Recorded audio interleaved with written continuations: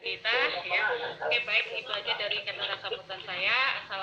Pada anak-anak mahasiswa benar-benar ya didengar karena ini suatu ilmu yang sangat penting bagi kita semuanya ya pada anak mahasiswa. Oke, baik, itu aja dari saya. Terima kasih. Assalamualaikum warahmatullahi wabarakatuh. Waalaikumsalam warahmatullahi wabarakatuh.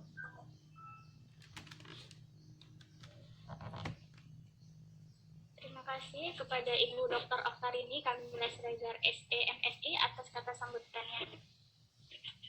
Bapak, Ibu, dan para hadirin sekalian, selanjutnya kita memasuki acara inti dan yang pastinya yang kita tunggu-tunggu, yaitu penyampaian materi oleh narasumber kita yang sangat luar biasa.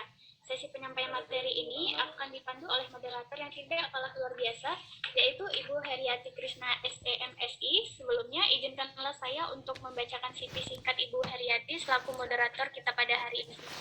Beliau merupakan lulusan S1 Akuntansi Universitas Muhammadiyah Sumatera Utara pada tahun 1990 sampai dengan 1994 dan lulusan Magister Akuntansi USU pada tahun 2008 sampai 2009. Saat ini beliau sedang menempuh pendidikan S3 Akuntansi di Universitas Islam Negeri Sumatera Utara. Adapun riwayat pekerjaan beliau yaitu pada tahun 2000 sampai 2008 merupakan instruktur akuntansi di kursus Medan. Lalu pada tahun 2009 sampai 2011 merupakan instruktur akuntansi di Karya Prima kursus Medan. Kemudian dari tahun 2009 sampai saat ini merupakan dosen akuntansi Unpad, dan pada tahun 2017 sampai 2019 merupakan asesor kompetensi akuntansi di LSP Humanika Investa. Langsung saja kepada Ibu saya persilahkan dan diingatkan sekali lagi, mohon kepada seluruh peserta untuk dapat mengaktifkan kameranya dengan menggunakan virtual background yang sudah disediakan. Terima kasih. Baik, terima kasih Yurika. Yurika, suara Ibu bisa dengar dengan jelas ya? Terdengar Ibu. Oke, terima kasih. Baiklah, Assalamualaikum warahmatullahi wabarakatuh. Alhamdulillahirrabbilalamin, wassalatu wassalamu ala asrofil anbiya'i wal mursalin wa ala alihi washabihi ajmain. Alhamdulillah, dengan rahmat dan izin Allah kita dapat berkumpul di acara kegiatan kuliah umum yang sudah lama dinanti-nanti ya, karena saya dan beberapa dosen akuntansi yang sudah hijrah ke syariah itu sangat-sangat berharap sekali ada salah satu kegiatan yang membahas tentang materi akuntansi syariah khususnya. Yang saya hormati Ibu Dekan Fasosa Universitas Pembangunan Pancabudi, Ibu Dr. Oni Medalin, SHMKN, kemudian Ibu Kaprodi Akuntansi, Ibu Dr. Oktarini Kamila Siregar SMSI, kemudian Bapak narasumber yang sangat saya hormati, ya, karena merupakan dosen saya di UINSU. Pak, saya belum tamat, Pak, tolong dibantu. Oke, kemudian Bapak Dr. Saparudin ya, SEAK, SAS, MAG, MACA, Q, GIA. Banyak detail Pak Dr. Saparudin. Kemudian yang saya hormati Bapak dan Ibu dosen Fakosa, khususnya dosen akuntansi yang sudah berhadir pada hari ini. Kemudian yang saya sayangi para mahasiswa serta kuliah umum dalam mata kuliah akuntansi syariah ini. Kegiatan kuliah umum ini merupakan pertemuan kelima ya, pertemuan kelima dalam mata kuliah akuntansi syariah yang temanya adalah Fundamental Framework Laporan dan Penyajian Laporan Keuangan Syariah. Baiklah, untuk mempersingkat waktu, sebelum Bapak narasumber memberikan materi, saya akan membacakan CV dari Bapak narasumber kita. Bapak narasumber kita adalah Bapak Dr. Haji Saparudin, SEAK, SAS, MAG, MACA, Q, GIA. Bapak Dokter lahir di Medan pada tanggal 18 Juli tahun 1963. Kemudian profesi utamanya mungkin dosen, ya, dosen di UINSU Sumatera Utara. Kemudian mengenai pendidikan, ya, Pak Dr. Saparudin itu S1-nya itu dari USU, ya, dari USU. Kemudian S2 dan S3-nya Pak Dr. Saparudin menempuh pendidikan di kalau dulu namanya IAIN Sumatera Utara, kalau sekarang UINSU. Ya, jadi Pak Dokter ini dua bidang ilmunya, hukum Islam dan ekonomi Islam. Kemudian untuk pengalaman kerja, Pak Dokter menjadi auditor di kantor akuntan publik, kemudian menjadi direktur utama dan komisaris di beberapa BPRS. Banyak ya sebetulnya yang nggak bisa ditemukan satu persatu. Kemudian untuk organisasi, ya Pak Dr. Saparudin menjadi bendahara MUI Provinsi Sumatera Utara, kemudian juga wakil ketua Nazir Wakaf Winsu Medan, ketua 3 MES Sumatera Utara, dan koordinator bidang akuntansi syariah IAI Sumut. Untuk sertifikasi, salah satunya adalah sertifikasi akuntansi syariah, kemudian pengawas syariah bidang perbankan syariah. Sebetulnya banyak, tapi nggak bisa saya sebutkan satu persatu, nanti nggak cukup waktunya. Oke, untuk kunjungan belajar ke luar negeri, Pak Dr. Saparudin banyak juga ya ke luar negerinya. Ya, salah satunya University of Vienna, Australia, kemudian University of Leiden, Netherlands, dan ke Australian National University Canberra, Australia. Jadi udah sering keluar negeri ya Pak Dokter kita ini. Kemudian untuk karya ilmiah Pak Dr. Saparudin sudah banyak, sudah puluhan ya yang dipublikasikan di beberapa jurnal nasional maupun internasional yang terakreditasi maupun proceeding nasional maupun internasional. Nah, itulah sedikit CV dari Bapak Dr. Saparudin. Untuk tidak memperpanjang waktu, kepada Bapak Dr. Saparudin, kami persilakan dengan hormat Pak untuk menyampaikan materi. Baik, terima kasih Ibu Erika ya. Heriati Pak. Heriati, tukar Heriati Krishna. Krishna iya. Tempoh hari sudah minat proposal ya. Sudah Pak, Bapak pengujinya. Terus kelanjutannya bagaimana Ibu? Lagi nyusun-nyusun Pak, gila Pak. Ya. Iya, terima kasih ya kepada Heriati Krishna, kandidat doktor ya. Mudah-mudahan tidak Amin ya Rabbal Alamin. selesai. Bahagia sekali ini bisa bertemu walaupun melalui Zoom. Yang sama-sama kita hormati Ibu Dr. Oni Medalin SHMKN. Kami sama-sama sebagai pengurus di Badan Wakaf Indonesia Provinsi Sumatera Utara. Jadi sudah kenal lama dengan Ibu ya. Alhamdulillah beliau adalah dekan Fakultas Sains Universitas Pancabudi. Mudah-mudahan semakin maju ini di tangan beliau ya. Kemudian juga hormat kita kepada Ibu Dr. Oktarini Kamilah Siregar, STMSI. Berarti kami ini Ito nih ya. Ito nih ya, saudara saya ini karena sama-sama Siregar ya.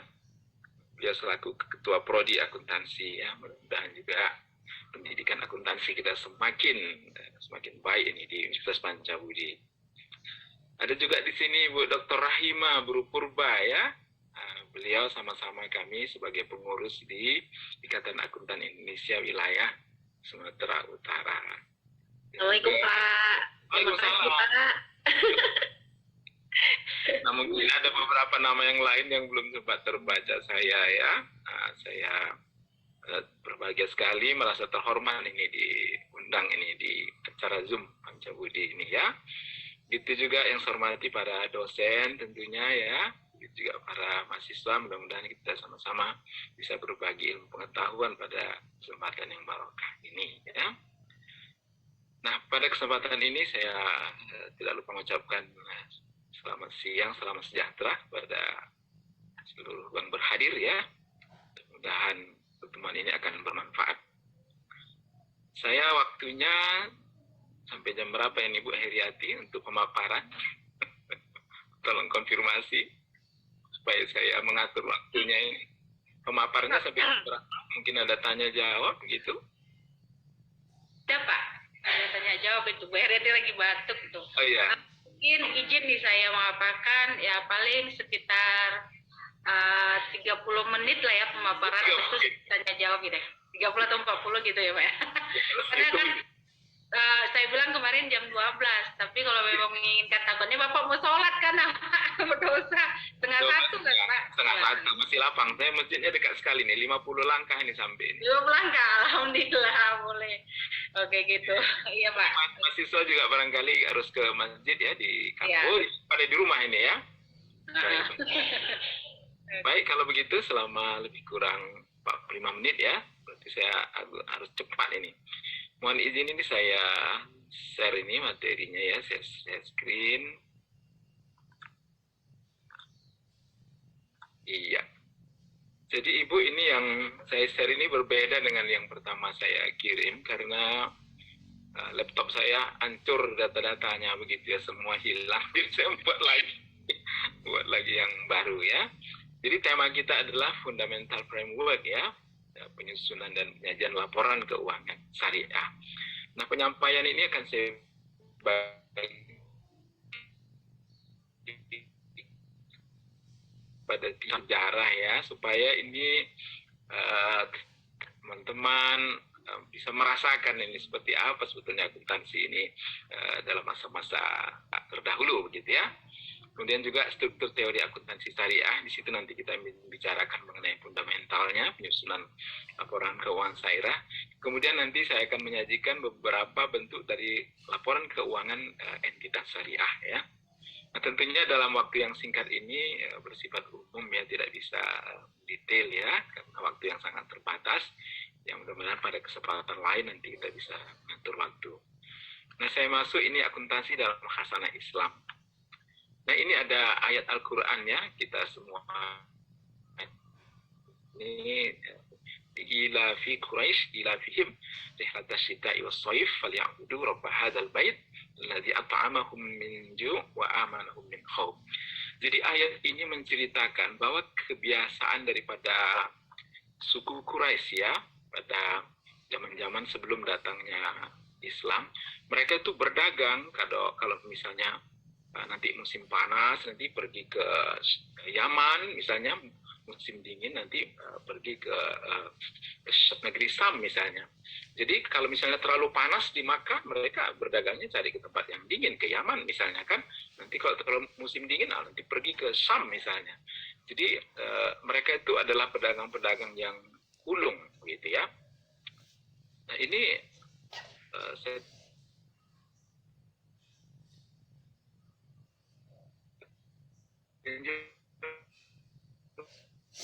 kan di Hashim bin Abdul Manaf, ini adalah nenek moyangnya Rasulullah SAW ya, bahwa dia kafilah ya bertahuna min fadlillah wa akharuna yuqatiluna fi sabilillah. Jadi ayat ini menjelaskan bahwa sebagian daripada umat Islam itu mereka itu fokus mencari rezeki gitu ya, tapi sebagian lagi fokus berjihad, berperang misalnya. Jadi artinya pada ketika itu untuk berperang itu yang membelanjainya adalah para dermawan-dermawan gitu, para pedagang-pedagang gitu. Dan itu pun Rasulullah dalam hadisnya itu menjanjikan bahwa orang yang berperang itu, orang yang membiayai perang itu akan mendapatkan pahala yang sama dengan orang yang berperang ya, yang satu sama lain saling mendukung. Bahkan mereka yang pergi berperang itu selain belanja untuk perang yang dibelanjai oleh para pedagang, keluarga mereka yang ditinggalkan pun itu menjadi tanggungan mereka-mereka yang tidak turut berperang. Begitulah. Jadi Bapak Ibu dan para mahasiswa, untuk situasi sekarang ini ya, ajaran ini sangat relevan ya. Misalnya mereka-mereka yang katakanlah menjadi pengurus masjid ya, mereka menjadi imam di masjid ya, supaya mereka fokus kepada tugas-tugas itu, supaya mereka maksimal ya melaksanakan katakanlah layanan-layanan untuk peribadatan, ya seyogianya memang para alimnya itu membantu untuk membelanjakan kehidupan mereka, yang lagi mereka memikirkan bagaimana dapurnya gitu kan. Dan juga misalnya para mahasiswa, orang yang belajar itu juga termasuk orang yang melaksanakan jihad gitu. Nah, orang-orang yang melaksanakan jihad untuk menuntut ilmu ini pun berhak untuk memperoleh katakanlah semacam santunan begitu. Jadi tidak melihat kaya atau miskinnya di sini. Nah, mereka yang belajar itu layak untuk diberikan bantuan. Jadi begitulah dalam ajaran Islam kita ini. Nah, kaitannya dengan accounting itu, tentu pada ketika itu ada pencatatan bagaimana menghimpun dana yang diperoleh daripada agnia itu dan bagaimana membagikannya kepada prajurit perang, dan begitu juga bagaimana membagikannya kepada keluarga-keluarga mereka yang ditinggalkan. Nah, ini adalah hadis yang menjelaskan bahwa barang siapa yang mengurus keluarga orang yang berperang di jalan Allah itu, maka ia dianggap benar-benar ikut berperang, gitu ya. Sama seperti sekarang ini, kalau misalnya kita memberi makan orang yang berpuasa, maka kita akan memperoleh pahala puasa sebagaimana orang yang berpuasa tadi tanpa mengurangi pahalanya, gitu ya. Jadi kalau misalnya Ibu Oktarin ini pada hari ini memberi makan 100 orang yang berpuasa, jadi dapat pahala 100 orang ditambah pahala Ibu sendiri, ya. Jadi 101 orang gitu. Luar biasa memang ya. Begitulah kemurahan dari Allah memberi kesempatan kita untuk mendapatkan ganjaran pahala yang sebesar-besar. Bapak Ibu yang berbahagia, saya ini memang agak berkencang ya kalau 45 menit ini. Begitu. Nanti mau diingatkan kalau waktunya sudah dekat ya. Nah, ini ayat yang paling utama yang menjadi referensi tentang accounting ya, yaitu surah Al-Baqarah ayat 282. Nah, di sini berbunyi ya ayyuhalladzina amanu idza tadayantum bidainin ila ajalin musamma faktubuh. Jadi perintahnya ini kepada orang-orang yang beriman, apabila kamu bertransaksi yang di sana ada hutang piutang, di sana ada tenggang waktu, maka hendaklah dicatat. Gitu ya. Nah, di sini ada beberapa hikmah yang diajarkan oleh Al-Qur'an ya. Nah, di sini pertama hendaklah mencatat. Gitu ya, dari ayat itu. Kemudian hendaklah orang yang menjadi pencatat itu menuliskannya dengan benar. Jadi yang melakukan pembukaan ya, yang bagian accountingnya itu harus benar, harus jujur gitu ya. Janganlah pencatat menolak untuk menuliskannya. Jadi jangan dia menolak untuk menuliskannya. Kemudian jangan dia mengurangi sedikit pun. Jadi nggak boleh ada rekayasa di dalam pembukuan ya. Kadang-kadang di dalam masyarakat itu ya, pengusaha misalnya ya, kalau ke bank itu untungnya banyak, laporannya untungnya banyak, supaya banknya nanti mencairkan ya, meluluskan untuk permohonan pembiayaannya atau kreditnya. Tapi nanti kalau laporannya untuk pajak, itu labanya kecil gitu ya, supaya dia sedikit membayar pajak. Tapi dalam ajaran Al-Quran ini tidak boleh mengurangi sedikit pun gitu ya. Nah, kemudian jika yang berutang itu orang yang kurang akalnya ya, maka harus ada saksi-saksi. Artinya begini, kalau kita bertransaksi dengan orang yang lemah akalnya, tentu kan dia tidak paham begitu ya. Itu kita harus menghadirkan saksi-saksi gitu. Jadi begitulah Al-Quran ini menjaga bagaimana tidak boleh terjadi ada kecurangan-kecurangan dan tidak boleh ada terjadi di kemudian hari itu sengketa ya. Itulah makanya perlu dilakukan pencatatan. Dan ayat ini juga menjadi satu dalil ya bagi profesi notaris. Ya, Ibu Oni ini menjadi satu dalil ya, bahwa perlu dicatatkan, perlu dibuatkan akte supaya di kemudian hari yang tidak terjadi sengketa gitu ya. Gimana Ibu Haryati, apa kecepatan ini? Gitu ya. Baik, mungkin saya turunkan sedikit kecepatannya ya. Jadi Bapak Ibu para mahasiswa, Rasul adalah orang yang pertama menjadikan pusat pemerintahan di Arab dan yang pertama mendirikan institusi keuangan publik. Itu namanya Baitul Mal. Jadi pada masa Rasul itu sudah ada Baitul Mal yang menghimpun zakat ya, menghimpun usyur. Usyur ini semacam biaya masuk pasti.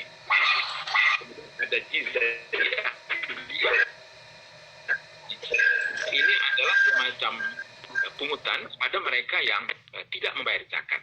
Jadi mereka yang tidak membayar zakat itu ada juga pembayarannya kepada pemerintah, ya semacam pajak atau kalau sekarang. Nah, kompensasinya adalah ya mereka tentu akan mendapatkan fasilitas-fasilitas dari pemerintah. Mereka mendapat bantuan-bantuan dari pemerintah, begitu dia konsekuensinya. Ya, kemudian kharaj ini semacam PBB lah sekarang itu ya. Ghanimah ini adalah pampasan perang gitu ya. Pampasan perang. Jadi zaman dahulu itu kalau berperang, siapa yang kalah perang itu hartanya diambil ya, begitulah pada zaman itu. Kemudian ada namanya fai itu adalah ketika masuk ke satu daerah mereka itu menyerah tanpa perlawanan, itu hartanya bisa diambil gitu ya. Itulah pada zaman itu.